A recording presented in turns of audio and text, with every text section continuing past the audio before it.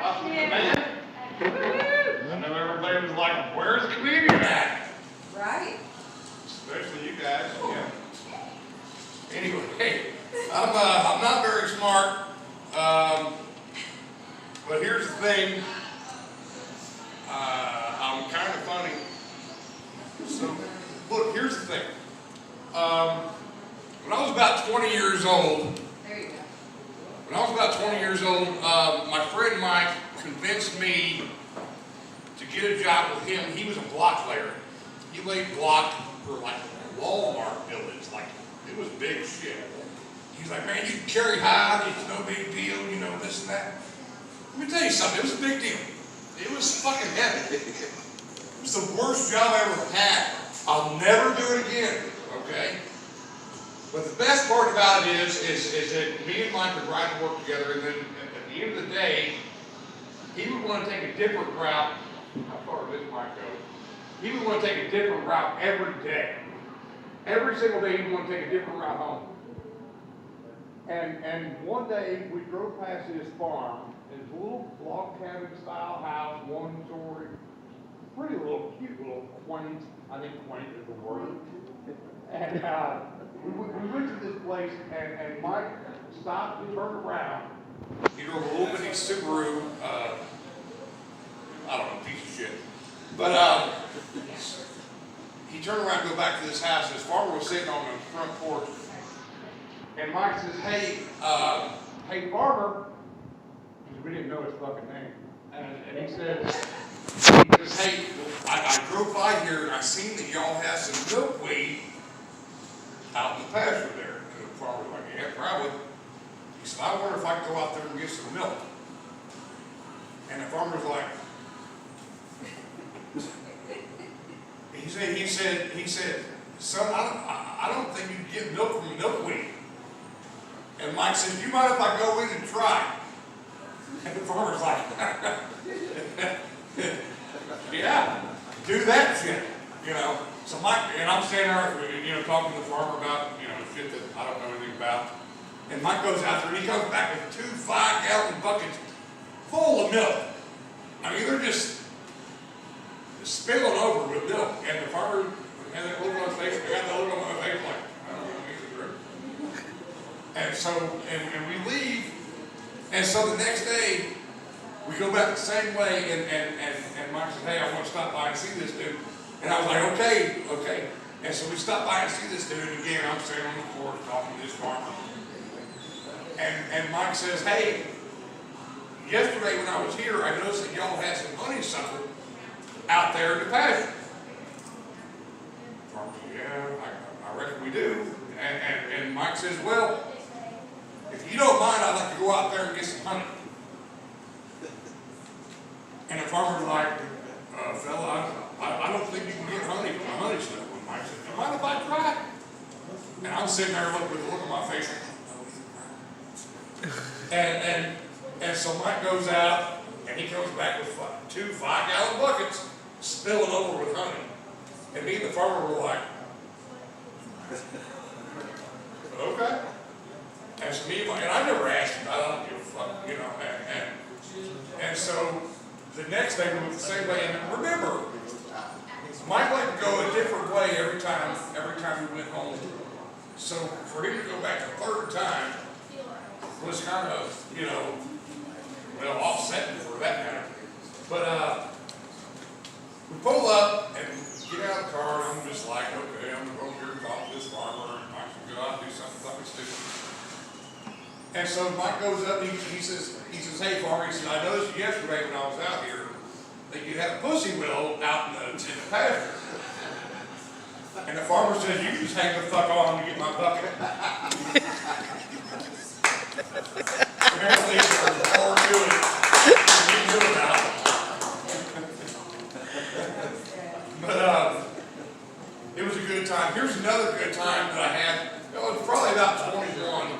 No, you know what? I think I was 19. I used to date this chick named Pam Miller. Hope there's no kids in the audience, because this is going to get real fucking dark. I used to date this chick named Pam Miller, and she was a freak, man. I'm not kidding. She wanted to fucking every place we went. How freaky? She was so freaky. Okay, I got nothing. I'm appreciate you there. Talk to my manager, we'll get you some backstage passes. But no, she was like, she cleaned offices at nighttime. I drove a dump truck at the time. And she would call me every night and be like, hey, you gotta come out here and hang out with me in this place or that place or whatever. And man, she wanted to do it in every single office we went into. I'm not kidding. She has some sort of position and some sort of idea for everything. And I'm like, okay. I'm 19, so it's like, you know, the wind blows, I get a boner, you know. I'm no longer 19, if anybody wanted to know. So she calls me up one Saturday morning, and I was off work, and she calls me up, she's rousting my ass out of bed at like 10 o'clock in the damn morning. And I'm like, what the fuck? She's like, hey, have you ever been horseback riding?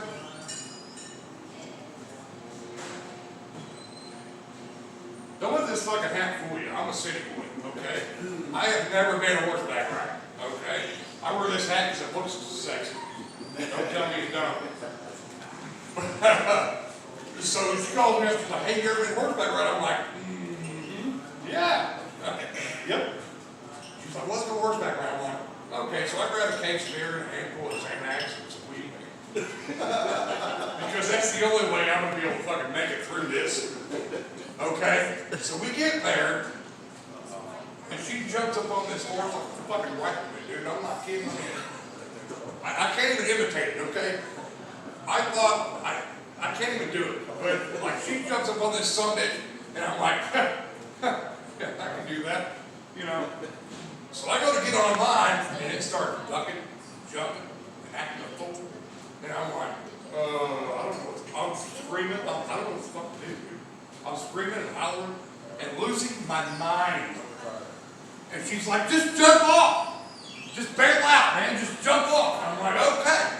So I go to do that, and my foot gets caught in the stirrup. And this motherfucker's still bucking. It's still jumping, and it's making weird fucking noises and shit. And I'm like, oh my God, I'm screaming and hollering. And next thing you know, the manager at Kmart come out and unplugged it. It's a big yellow steed. I said, dude, you saved my fucking life. I don't know what the fuck happened there. I'm like, shit. It went way wrong, way fast, and I'm like, ugh. So, anyway, I'm from Indianapolis. Anybody from Indianapolis? What's your name, sir? Shane. Shane, what do you do, Shane? I'm a general manager of a plant. That sounds very specific, Shane. That sounds very specific. You're a general manager of I make car parts. I make car parts. Oh, okay. I didn't know if it was like a plant like a flower, or if it was like a Austin, you know, what kind of plant would it be? Be way more interesting. You just killed my bed.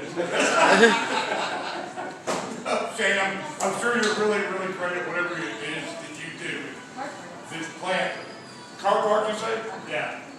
Okay, okay. There's really nothing funny about car parts, so that's all I got for you. How about you back there, Mr. Jordan? You got, what do you do for a living? What's your name? Red sweatshirt, red hat. They're right there. Terry. Okay, Terry. Terry, what do you do for a living, Terry? Oh yeah, I work for Bleeders.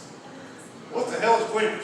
The food bank. Oh, shit, we got a hero in the house, folks. Hey, give it up for Terry, all right?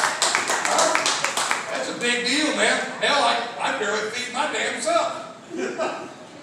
Shit, like I've told these people, my grandma was a chef, and I'm a pretty good cook. I don't fucking feed nobody. Shit. I eat ham salad sandwiches and shit. You know what I mean? Totino pizza rolls and shit. But what do you like about your job, Terry? The fact that we feed millions of people. Okay. It's a need. Okay. What do you do for them? I actually go to the count to pick up the product and also do some of the pantries over the weekend. Oh, so you're a driver, or? I drive and I manage some of the pantries. Shit, man, I ain't got a joke about that either. Fuck. Well, I appreciate you, Terry. I really appreciate what you do, man. I don't have a joke for that either, because it just sounds so honorable and so noble, so I don't have anything to say about that. But I will tell you this. I will tell you this one thing about me. Like I told folks, my grandpa was a chef, and he cooked a lot of food. He didn't feed any damn body. Like if there was leftovers, they got thrown the fuck away. Because he said, fuck people. If they can't feed themselves, fuck them. And I'm like, Grandpa, I don't think that's right. He's like, well, fuck you too. He was a really caring man. He was, I loved him. Probably my best friend. But then again, I think I told you I wasn't very smart. But no, I also wanted to tell you all this story because I think it's important. I'm not a comedian, okay? I'm an educator. I want to tell you all, I want to educate you all folks on things that my grandpa educated me on because I feel like it's important information, okay? Here's one thing that my grandpa taught me. Women are all the same. You turn them upside down, they're all sisters and big sisters. That's a true story, folks. That's what my granddad told me. Yeah. I feel like you're going to say that one again. Not on board? Okay. If you didn't get that, well, you didn't spend enough time with your granddad. But Grandpa, he says that any job worth doing is worth doing right.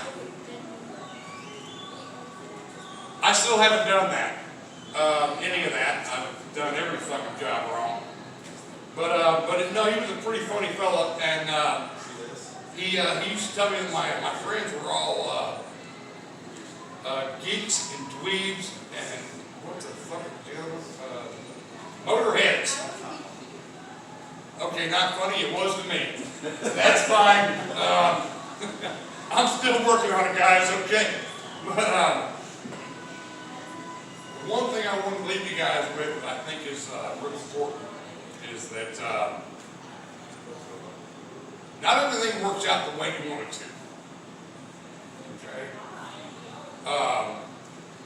Like my granddad said long ago, these were wise words. You're never going to amount to shit, and you ain't never going to be shit. And I thought, God damn, he's smart. How do you know? How do you fucking know, man? But it's like, well, you know, said I'm going to be an alcoholic construction worker, and I'm like, lucky guess. Okay, that didn't work the first time either. I tried it again, it didn't work. Okay, we're going to scratch that one. Anyway, guys, my name is Jimmy Burns. I appreciate the mic time and y'all listening. And I hope you enjoy Dino and Lucy the rest of the night. Thanks a lot for your time. Okay? Hell yeah.